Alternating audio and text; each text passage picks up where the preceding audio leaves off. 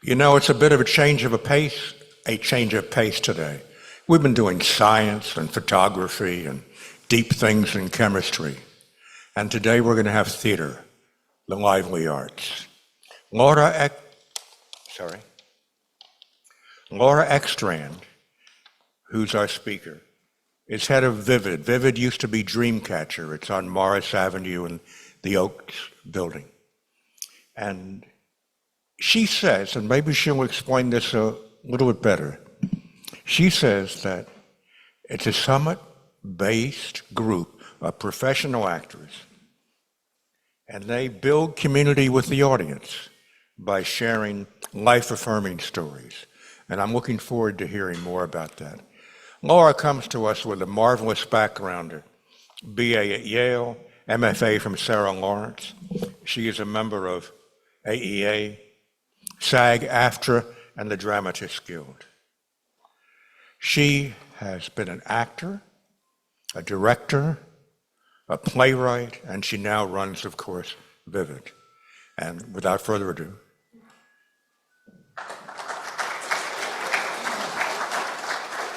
Thank you. I saw in the song that you sleep through the speakers, and that's not acceptable. I'm going to do my best to make sure that you do not sleep through my presentation. So to that end, I'm going to start with a little performance. I'll explain after I do it. Ladies and gentlemen, esteemed colleagues, members of the board, local dignitaries, everyone really, stockbrokers, dock workers, celebrities, nobodies, ladies, gentlemen, all comers, newcomers, the newly departed, the poorly depicted, people who are still teething, who are looking for a helping verb, the quote beautiful, the unquote unbeautiful, whose bones are just so, whose veins are just so, the drunk, the high, the blue, the down, los pueblos, los animales, foreigners, strangers, bookworms, those whose eyes are tired from trying to read something into everything. Those at a crossroads, in a crisis, in a quandary, a velvety chair, the dirty, the hungry, and yes, we, the cranky, the thirsty, the furious, the happy who are filled with life, bloated with it, gorged on words, and of course the bereaved, the bereft.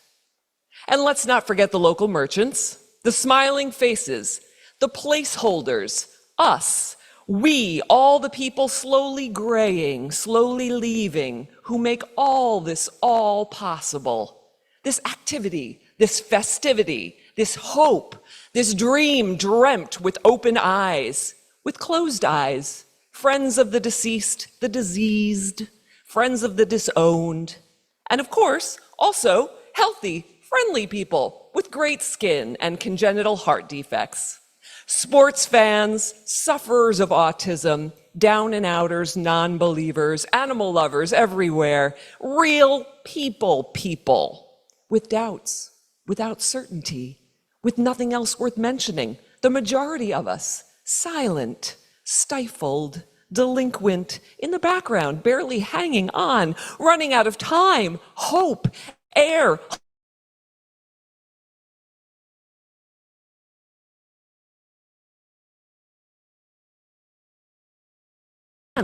money, blood, frame, time, health, hope, all of it.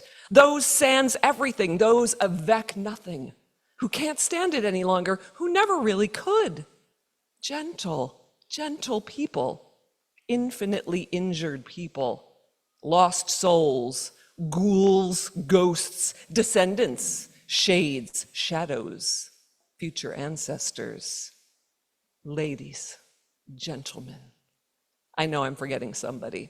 Friends, likenesses, darknesses, citizens, people, hopeful people,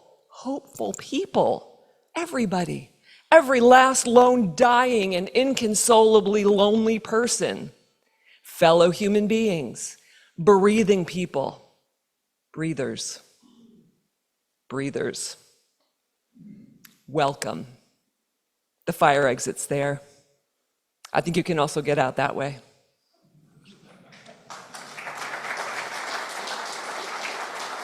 So that's the opening monologue from a play called Middletown, written by Will Eno. And it's a kind of our town play. It's based in a small town. And it's about the kind of ephemeral nature of life and how everything that we're doing is precious but fleeting. And it's the first performance that my company did after the pandemic. It was the first in-person performance that we did after the pandemic. And we chose it for obvious reasons because we were all dealing with those issues at the time. So what I'd like to do is just tell you a tiny bit about myself, but also about the company and life in the theater. And of course, at the end, there will be time for some questions. But if I say anything that provokes a question, you don't need to save it. You can, just jump in and ask the question at the time, because sometimes, time goes by and you forget the thought that you had. So do it when you got it. And then after a little bit, we're going to watch a very short video that gives an overview of the company. So first of all, thank you for having me, and thank you, Peter, for introducing me. You heard some of my bio. Among the things that I do now, besides running the company, is that I am a teacher at Fairleigh Dickinson University. I teach acting and directing at Fairleigh Dickinson, and I'm a yoga instructor, just for fun. So my life is full of theater, and my goal was always to have a life that contained the things that I love, and I really feel like I'm very, very lucky, and that's the kind of life that I'm living right now. So why start a theater company? That's something I ask myself all the time. It's hard. So why? And I think for me, one of the reasons was that, as you probably know, as I think everybody knows, life in the arts is very unstable. And I really wanted to have a place where my work and my kind of aesthetic and my hopes for my community could reside. And by creating an institution, all those things can happen continuously instead of on a job-to-job basis. And I also really wasn't thrilled with the kind of stuff that I saw happening around me. There was a way that I wanted to do theater, a message that I wanted to put out, and a community that I wanted to build. And I thought that I could do all those things by creating this theater company, which I did in 1994. So when I got out of college, I spent a couple years doing tours, doing a lot of theater in New York, kind of feeling like I didn't know where it was leading. And I went back to graduate school at Sarah Lawrence. And when I got out, I spent a little bit of time in film casting, because I thought, I want to try something that feels more secure. So I cast a bunch of movies at an office in New York, and it felt not quite right. Because you may not know what casting directors do, but they schedule actors to come in to audition for roles in film and TV and theater. And I was doing this, and it was creative, but I wanted to actually be the actor coming in for the roles, not the person scheduling. So, excuse me, I went back out into the world and started the company right at that point. So since then, it's been a long and difficult journey, as you can imagine. But somehow it's turned into my life's work. Never thought it would. I always thought it was going to be something I did on the side. Of what? I'm not sure. But it is actually now my career, and has turned into the kind of company where a lot of other actors have made their careers.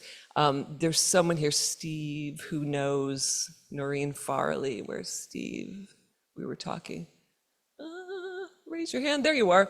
Yes. So we have company members who have been in the company for 30 years. That's how long we've been around. And then there are other new members who have only been in the company for a year, and everything in between. Now, Noreen has been in the company about 25 years. And it's the kind of place where actors can feel like they're at home. So they have work continuously, but we have an ensemble. It's much more the structure of like a dance company or an orchestra.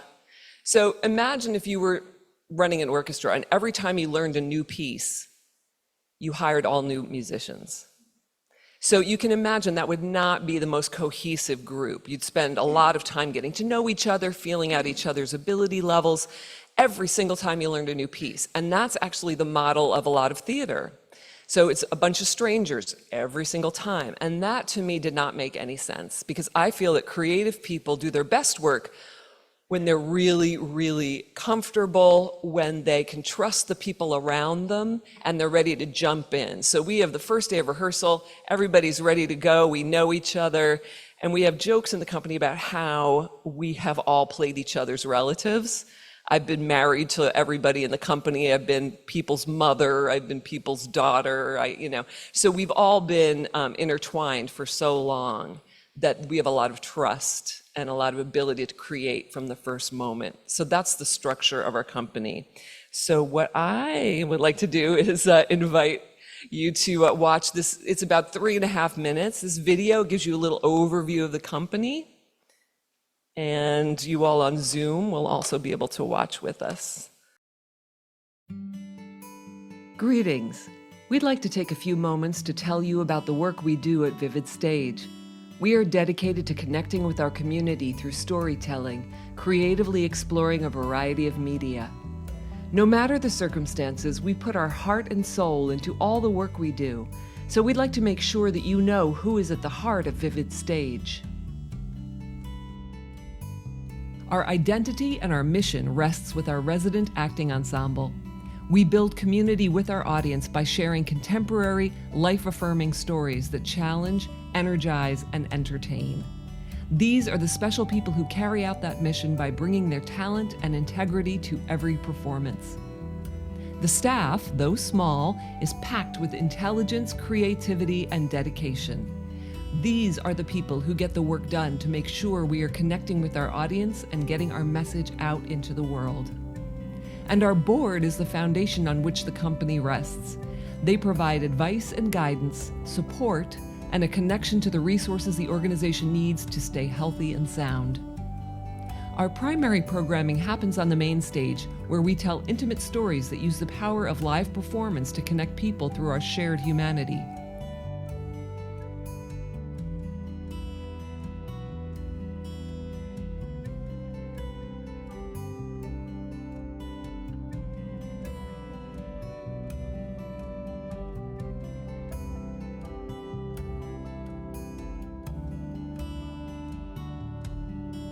These performances are supplemented with improv shows with our house team, The Flip Side, directed by Dave Malbec.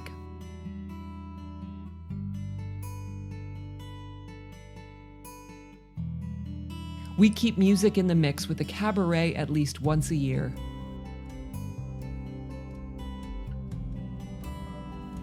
Meet the Artist showcases plays in development and provides an opportunity for your participation in the process. Over the Summer Solos series provides a highly personal experience where one actor speaks directly to the audience. We also travel outside the walls of our theater at the Oak Center, bringing cabaret and improv performances to audiences all over the state.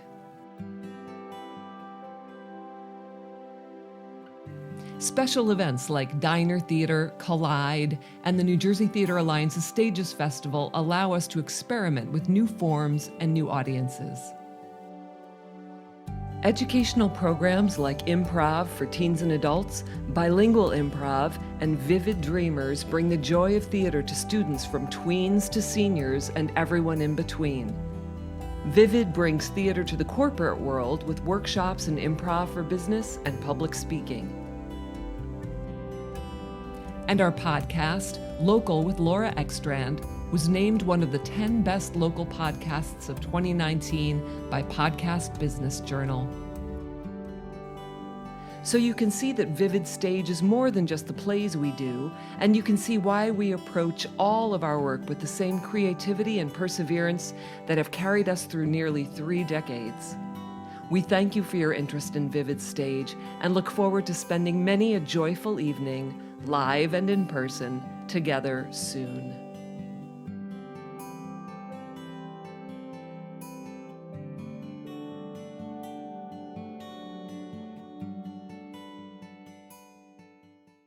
just a couple years old, but it still has a lot of the same information.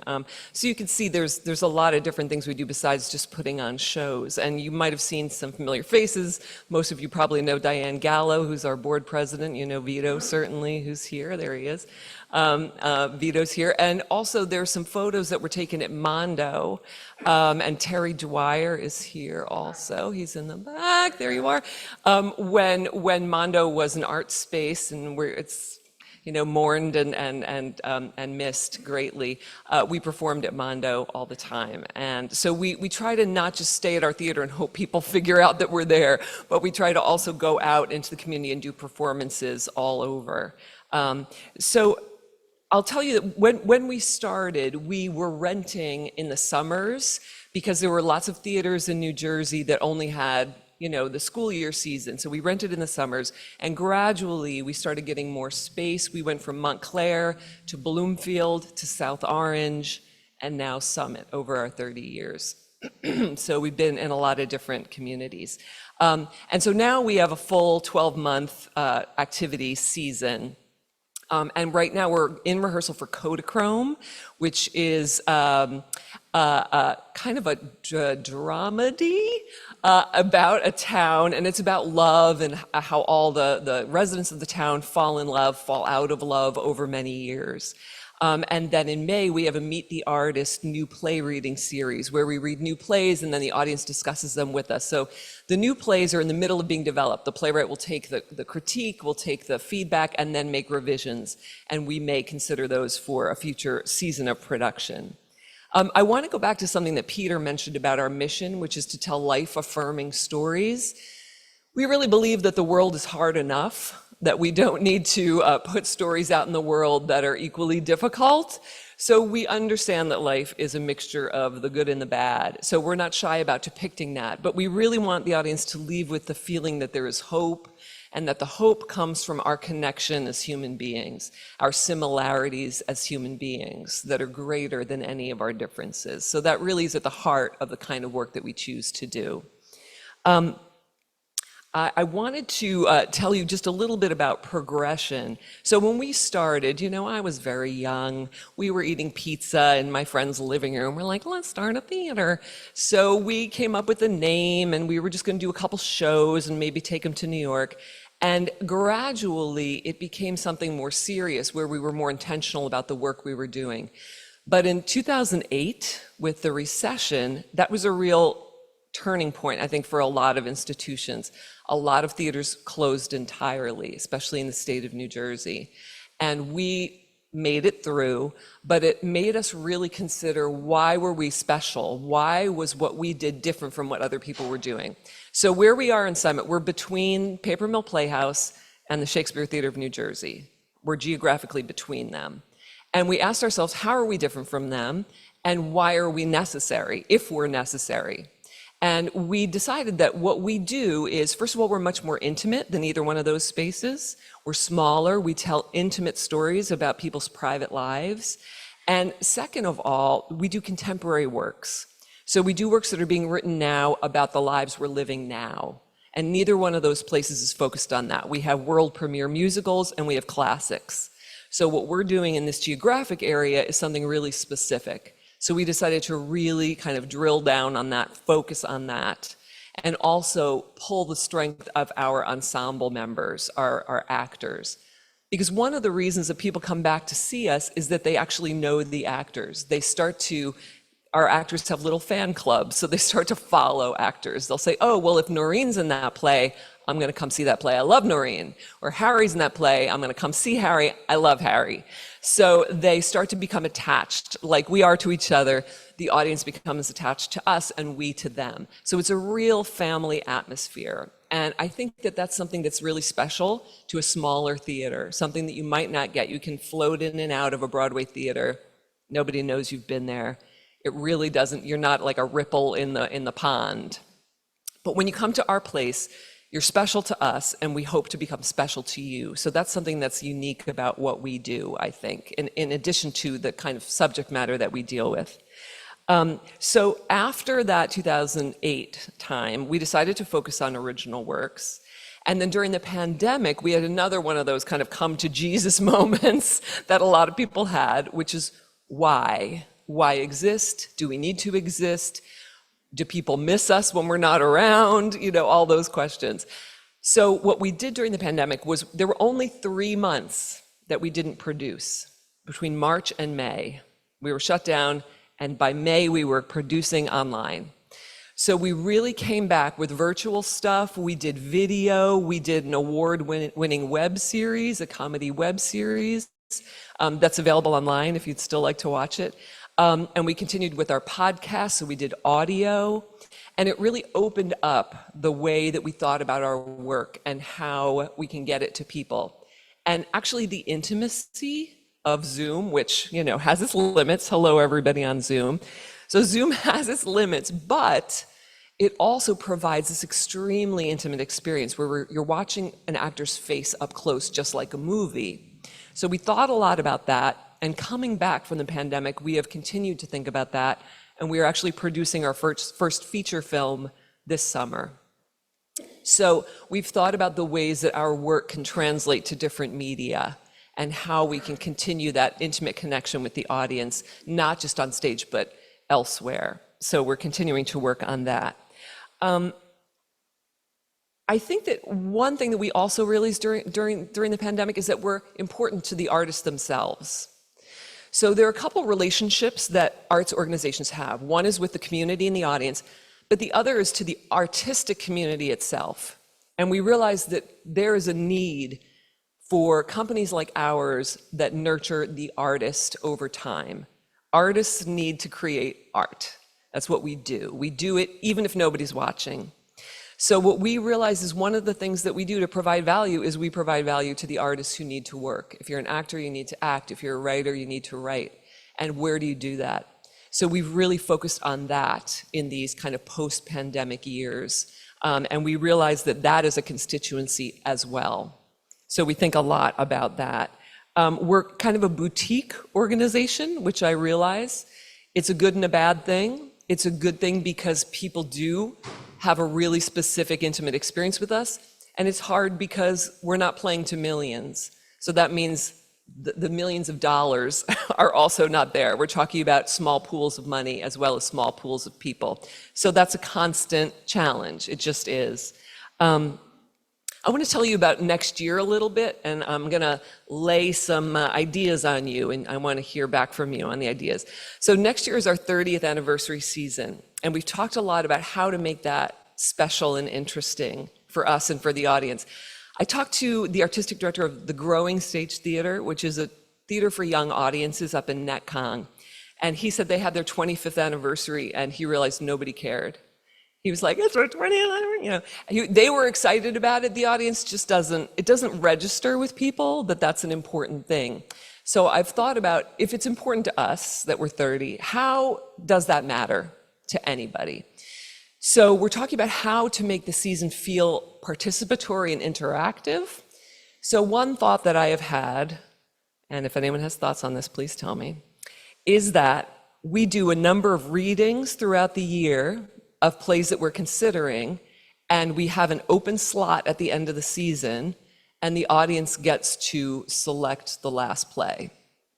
So that's one idea that I've thought, that we can really, you know, we talk about being responsive to the audience, which we are, but how can we literally respond to an audience's preferences in that way?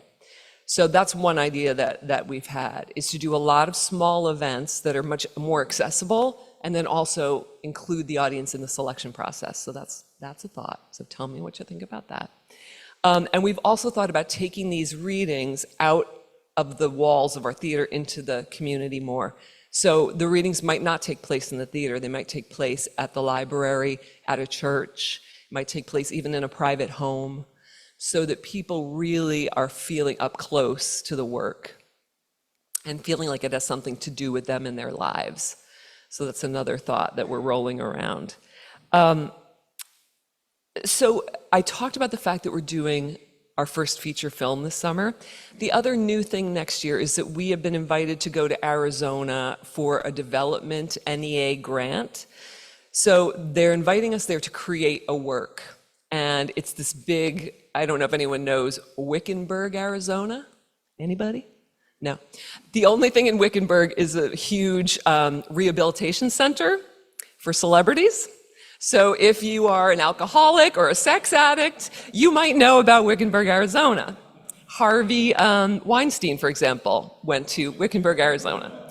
So in Wickenburg is this huge rehab center and a huge arts center. Very strange. But they have invited us to come there next year and create a new work. So over 2 weeks, they're going to pay us to wake up every morning and create a piece of theater. So that is really exciting, and that's happening next year as well.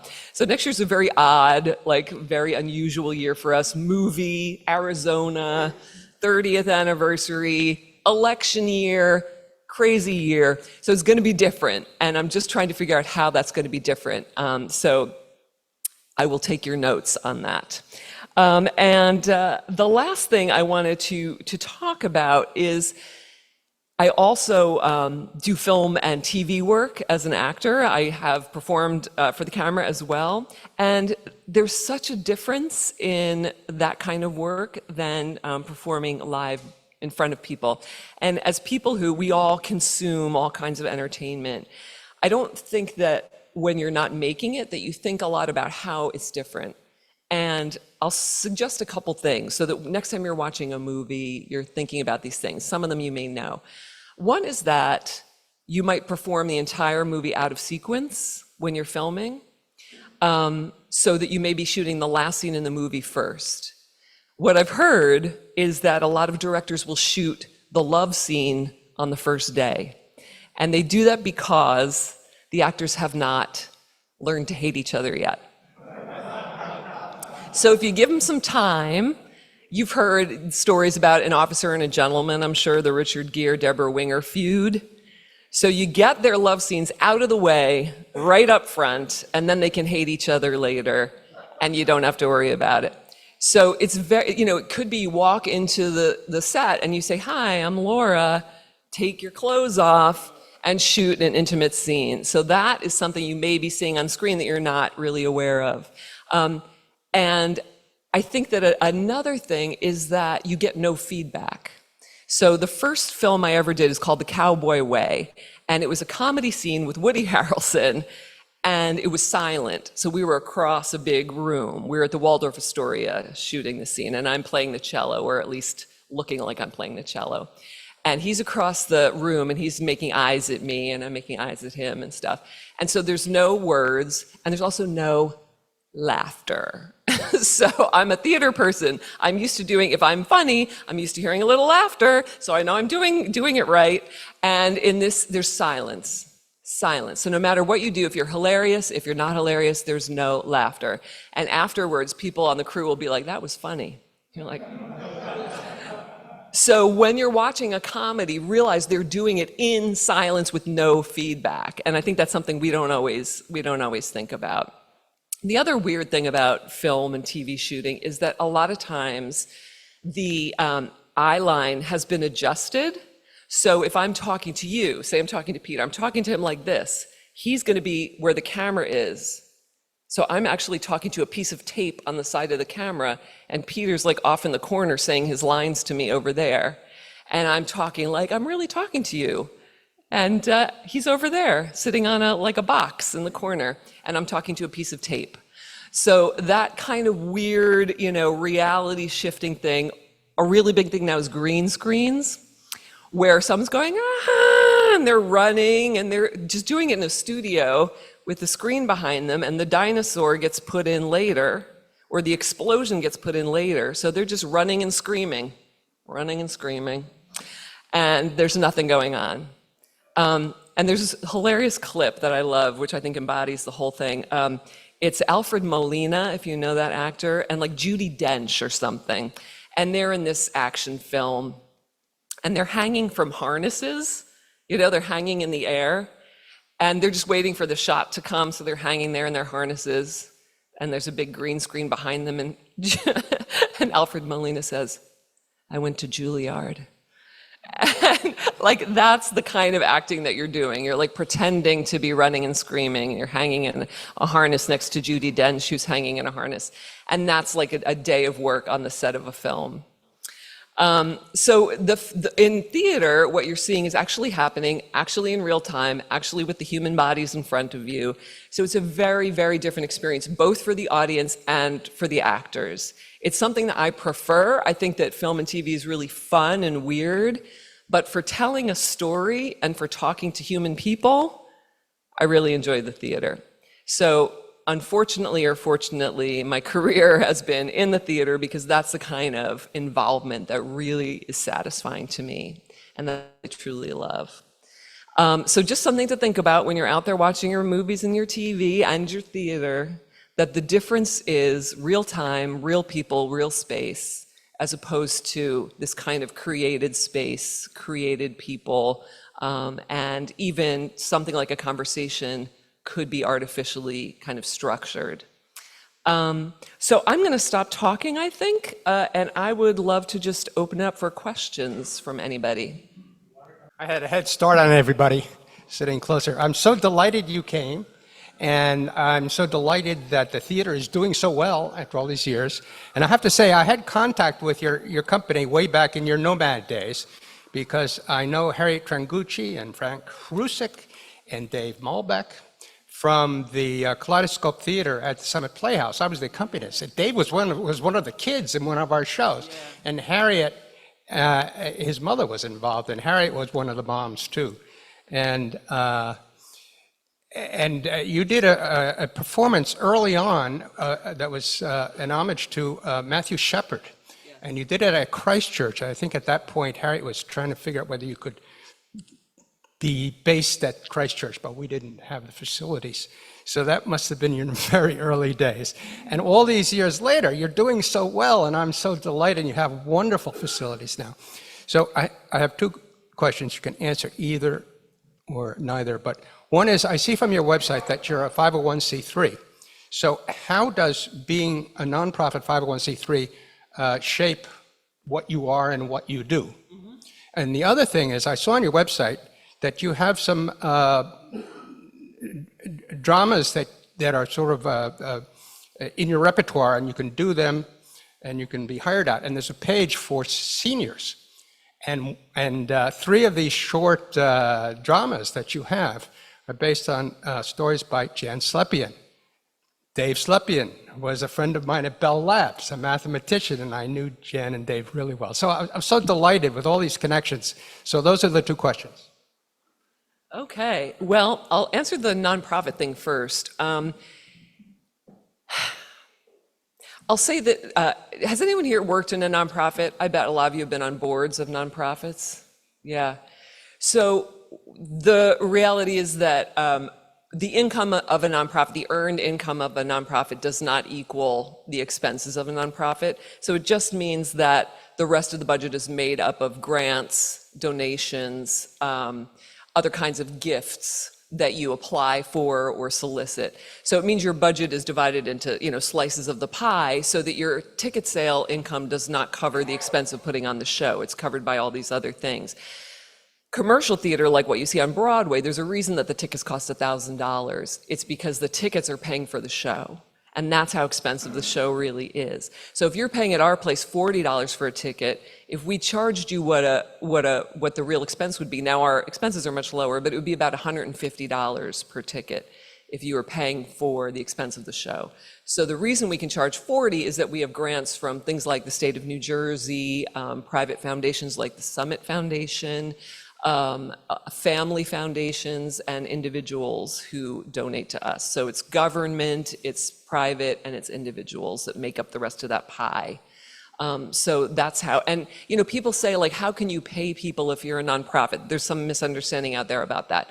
But if you realize that hospitals are also nonprofit, people get paid. It's that there's no return to investors. That's the only difference. So any income that you make gets reinvested into the business. So no one is taking profit from the company. That's the only difference.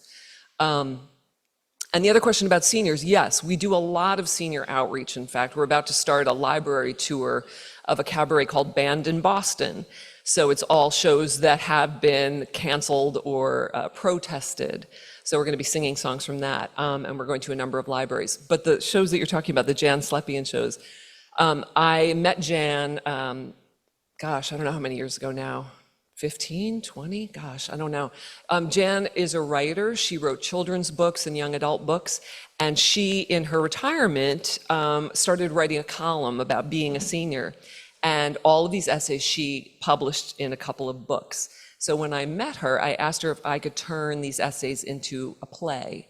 And so 3 of those books are now 3 plays of her works.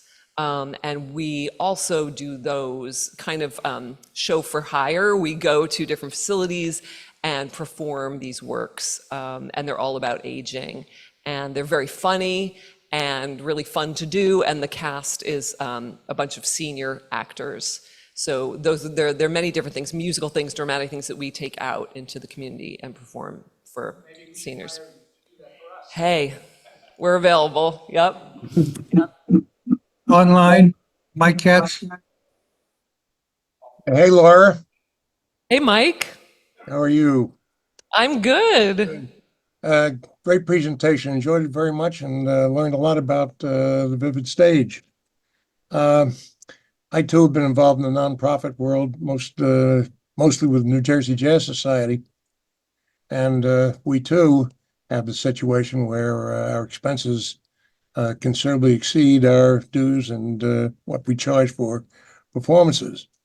And we had a 30th anniversary a couple of years ago, which was quite successful. And we charged for the tickets as it being a fundraising event for the society. It was quite successful.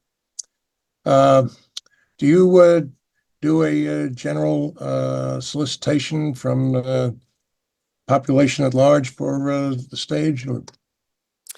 We do. And I know Mike because I worked for his wife a million years ago when I got out of college. She was a management consultant and she hired actors to do trainings in corporate settings. And I was one of those actors, so I've known him a long time.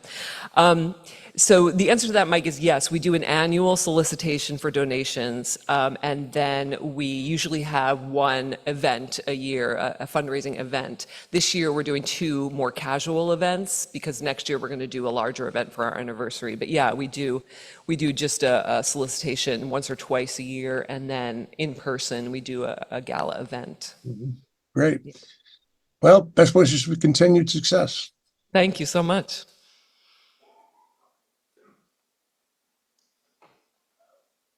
Thank you. I don't have so much a question so much as a comment.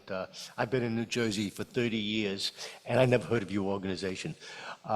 So I think there's a problem with not only yours, but all other similar organizations, getting the word out to people that this, you exist, what's going on, and so on. And I'm not quite sure. I don't really know how to do it because I have problems with that, publicity myself. But I was just thinking, sitting here, maybe some kind of local theater.com website where everybody could post, all the organizations could post what they're doing. So you go to one spot and not have to go look through every single, newspaper or whatever to try to find what's going on. That's true, and there is such a place. It's called NewJerseyTheaterAlliance.org, and New Jersey is a small enough state that we have a professional alliance of theaters, and that's been around for 35 years, I believe, and it's a place where all the professional theaters, there are over 30 professional theaters in the state, are posted. All our seasons, all our programs are posted there, and you can link to all of our different places. So everybody knows the big theaters. Paper Mill, probably Shakespeare Theater, George Street, McCarter. Those are the biggies. They're like 4 or 5, Two River. There are probably 5 really big ones. But the other 25 theaters in the state are small like us. And we have a more local reach, and our budgets are also local so that we don't have the ability to market. But the New Jersey Theater Alliance is constantly marketing for us. It's hard. We used to have, I'm old enough to know, in the Ledger, I don't know if you remember the ticket section, but you would open it up and on the inside front page there was a banner and it was all the theaters in the state and all the shows that were running. Print advertising and print media is is really reduced. I won't say it's dead, but it's reduced. So that ad is no longer, and we're still trying to figure out how to duplicate that kind of reach, and it's very, very hard. So it's an ongoing challenge, definitely. Yeah.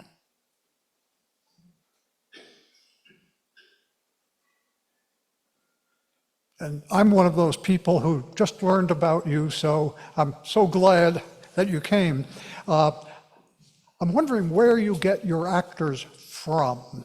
Are these people who were in high school drama, maybe college? Are they people who went to actor studios? Do you get people who are middle-aged or even older, like some of us, who come in and, I always wanted to be an actor, and do you advertise for actors? If you could tell me a little bit about that, that would be great. Well, maybe. It's a great question, actually. So I'll tell you that our actors have had training in college programs and graduate programs and also professional training programs. So we're a professional theater, which means we're an Actors Equity Association theater. We use union actors, and we have auditions at least once a year. We have auditions in New Jersey with the Theater Alliance. We just went to a big group audition where all the theaters come, and we see 300 actors in 2 days. And then for the season, we post specific roles, and then we audition for those roles. So yes, the people that work for us are going to be people who do this as a profession. And the difference with, we share the building with Stony Hill Players, and Summit Playhouse right over here, and Chatham Players. Those are community theaters, so it's more people who would be like, I've never acted, I'd like to try it.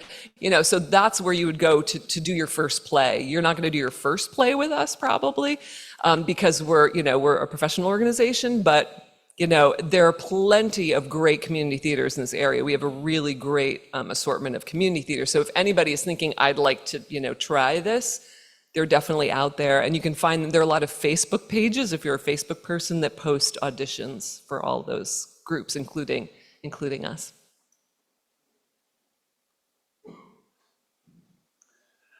Thanks so much for a little insight into a world that many of us barely know. I went to Les Mis and I slept through the second half. Anyway, technology. Hundreds of years ago, somebody decided that you could create artificial lighting with fires and things like that. And then along came microphones, probably courtesy of Bell Labs, I don't know. And you've mentioned podcasts and online things and Zoom, and I'm not sure what all I missed in that litany. Where do you see the future of technology and theater going? Because, it's as you mentioned, when you're acting in front of a green screen and there's no dinosaurs behind you right now, it's a different world. And so just talk a little bit about the technology as you see it going into the future. Yeah. It's such a great question, and it's the source of a lot of conversation in the art community and the theater community. I'll say that when video became really accessible, every theater put video into their shows. Everyone. It's like, video, let's add that. And so there was, behind a human person talking, there would be a projection of video. The problem with that is everyone's going to watch the video. It's bigger, it's louder, it's, slicker. So I think that theater has been trying to figure out how to incorporate things like video without overwhelming the the live production. However, things like lighting and sound, you've seen like these incredible uses of lighting and sound to create an environment, to create a world. That's really changing, and it's really transforming live theater. You can do all kinds of things now that you can do, environments of sound, different lights. So it used to be, there would be a light, I was looking to see if there are any in here, a light fixture, and it was just like a light bulb. It was just a very strong light bulb, and it would be focused on the stage. Now they are, you can program them so they change colors and they change focuses. So automatically you can go from a pin spot to a full stage spot. So the lighting fixtures themselves have really changed lately. They're LED, they don't produce heat. So the technological transformation of theater is is still changing.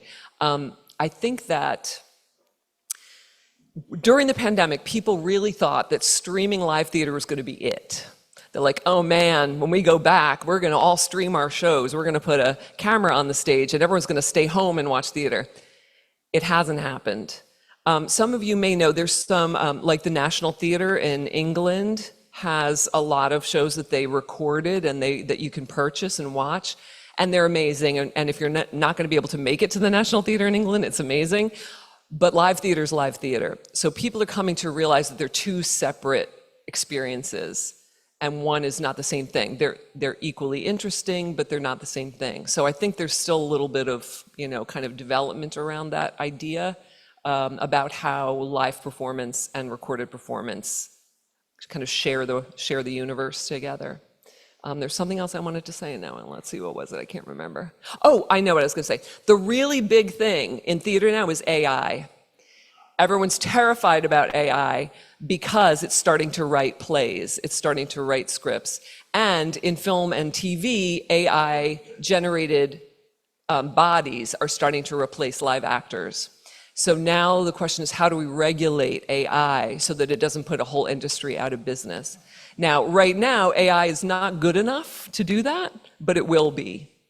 So right now, it's still kind of crappy and looks like it's AI, but someday it'll be good enough. So that's a really big question. All the actors' unions and the writers' unions are talking about that now. And then there's the Sphere out in Las Vegas. Yeah. I'd like to thank our speaker. She comes clearly from a truly unique institution. It's part of this rich cultural fabric we have in New Jersey. And I hope that we'll be able to get a little more information about what you're doing next. Good. And I'd like to present you with a certificate. And we're supposed to mention that it has an orchid. Because in 1930, when we were founded, the orchid capital of the world was Summit. Or maybe the orchid capital of New Jersey, the United States. Anyway, we were very big in orchids, and we've taken that to heart. Thank you. Thank you In so addition, much. Oh, perhaps you could start your own orchid farm. maybe. Thank you very much. And an old Thank you. Thanks for having me. I appreciate it. Thank you.